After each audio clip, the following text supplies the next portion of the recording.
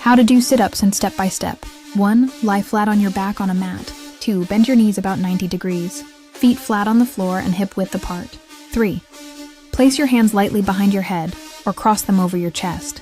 4. Engage your core by tightening your abs and pressing your lower back gently toward the mat. Movement. 1. Exhale and lift your upper body toward your thighs, rolling your spine up one vertebra at a time. 2.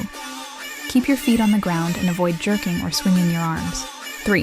Sit up until your chest is close to your knees or as high as you can comfortably go. 4. Inhale as you slowly lower your torso back to the starting position with control.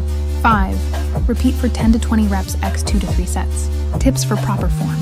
To keep your feet flat on the floor. You can anchor them lightly under something if needed. Don't pull on your neck. Your hands should support, not strain. Keep your chin slightly tucked. Avoid leading with your head.